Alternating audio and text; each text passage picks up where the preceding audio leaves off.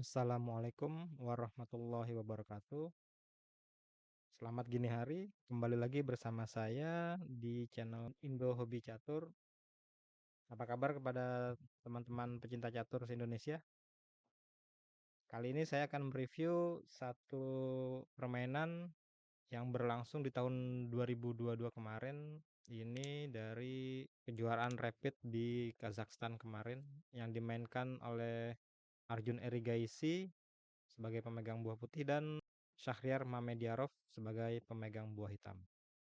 Arjun Erigaisi memulai dengan pembukaan pion ke D4, lalu Mamediarov membuka dengan kuda ke F6, dilanjut dengan gajah ke F4, pion ke D5, pion ke E3, gajah ke G4,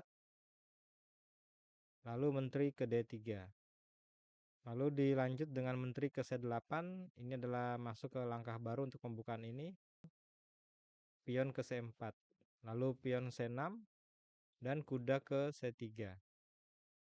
Gajah ke B4 mengancam open skak di petak B4, lalu kuda F3 dan hitam rokade. Sebaiknya tidak mengambil kuda di petak F3 karena setelah gajah makan kuda di F3, pion G makan gajah di F3. Nah, di sini posisi pion tengah putih itu akan lebih kuat dan putih juga memiliki lajur G yang terbuka. Jika memang raja hitam rokade ke sayap raja, maka ini hanya akan mempersulit posisi hitam. Oke, kita kembali setelah hitam rokade. Putih menggerakkan pion A3 mengancam gajah di petak B4. Gajah ke D6 untuk menahan serangan gajah kuat putih di petak hitam. Lalu kuda ke E5 mengancam gajah di petak G4. Kemudian gajah ke F5 menyerang menteri putih. Menteri mundur ke D1. Pion makan pion di C4. Lalu gajah makan pion di C4. Benteng ke D8. Menteri ke E2 menghindar dari bidikan benteng di lajur D. Lalu gajah makan kuda di E5. Pion makan gajah di E5. Dan kuda ke F7 menghindari tekanan dari pion. Dan putih di sini rokade di sayap menteri. Lalu kuda ke B6 mengancam gajah di C4. Lalu Erigaisi balik mengancam gajah di F5 dan gajah mundur ke petak G6, sedangkan Erigaisi memundurkan gajahnya ke petak A2. Kedua pemain menolak untuk menukar gajahnya. Lalu kuda ke C6, gajah ke G5 memaksa pertukaran benteng di lajur D. Benteng makan benteng di D1, benteng makan benteng di D1, lalu pion H6. Kemudian gajah mundur ke H4 dan kuda makan E5. Ini adalah langkah yang aneh dari Mamediarov. Pada saat langkah ini dimainkan oleh Mamediarov, Erigaisi sedikit terheran-heran karena bisa saja Erigaisi memajukan benteng dan gajahnya untuk skak dan mendapatkan menteri hitam. Lalu Erigaisi menjalankan pion F4. Dilanjut dengan kuda ke C6. Mungkin Mamediarov menyadari kesalahannya, tetap menjaga petak D8 dari ancaman benteng putih. Kemudian G4, Erigaisi semakin gencar untuk melancarkan serangan di sayap raja hitam.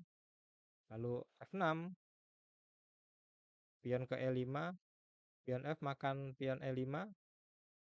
Tentu saja di sini fungsinya adalah untuk memajukan pion F ke F5. Gajah mundur ke F7, lalu Erigaisi memutuskan untuk memajukan pionnya ke F6. Semakin mengancam posisi raja hitam dan G5. Gajah mundur ke petak G3. Mungkin akan lebih baik kalau dalam posisi ini Erigaisi memakan pion di G5.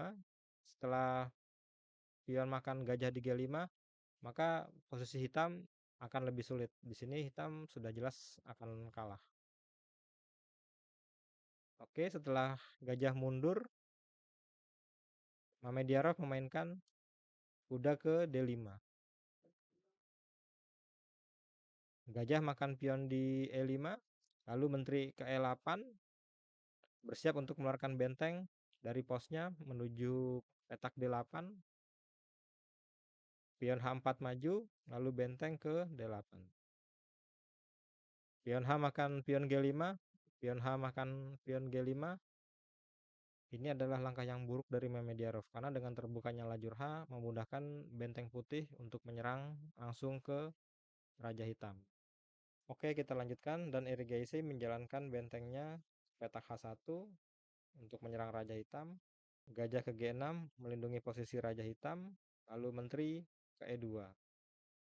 Di sini sebenarnya putih lebih bagus kalau melangkahkan benteng ke H8.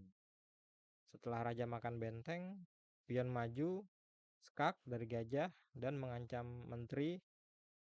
Kuda makan gajah, menteri makan kuda skak, maka putih akan lebih mudah untuk menang karena hitam dipastikan akan kehilangan menterinya. Oke, mari kita kembali. Setelah menteri ke H2, raja ke F7, dan menteri ke H6.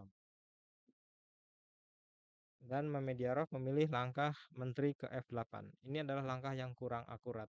Sebenarnya akan lebih bagus jika menteri ke G8, menjaga gajah hitam dari serangan menteri putih. Menteri ke G5. Mungkin akan lebih baik bagi Erigaisi jika ia menjalankan menteri makan G6. Ini adalah langkah yang sangat bagus. Setelah raja makan, lalu gajah skak ke B1, raja menghindar, menteri ke H7 skak, raja ke E8, gajah ke G6, menteri menutup skak, dimakan oleh gajah, dan raja menghindar ke D7, dan kembali skak, dan dengan adanya pion bebas, di sini sudah pasti kita akan kalah. Kita kembali setelah Erigaisi menjalankan menteri ke G5, lalu dilanjut dengan menteri ke C5. Dan Erigaisi melangkahkan benteng ke H7. Dan di sini adalah langkah terbaik bagi Erigaisi. Dan di sini Mamediarov menyerah karena sudah tidak mungkin menahan gempuran putih. Jika dilanjutkan misalkan seperti benteng dimakan oleh gajah, lalu menteri maju ke petak G7 skak, raja menghindar, skak oleh pion ke F7, raja menghindar ke D7, dan promosi skak. Dengan dua menteri dari putih, sudah tidak mungkin hitam bisa menahan serangan putih. Sepertinya Erigaisi menginginkan permainan yang lebih seimbang, karena di tengah permainan pun Mamediarov sudah melakukan blunder.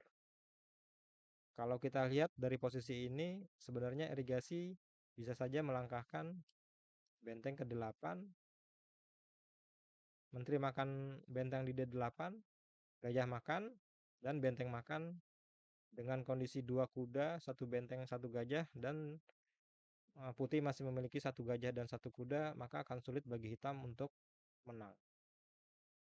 Oke, itu aja. Sekian saja video dari saya. Jika ada saran dan kritik, silakan ketikkan di kolom komentar. Jika Anda suka video ini, silakan klik like, klik dislike jika tidak suka, dan subscribe agar saya bisa menampilkan video-video menarik lainnya. Assalamualaikum warahmatullahi wabarakatuh. Terima kasih dan sampai jumpa. See ya.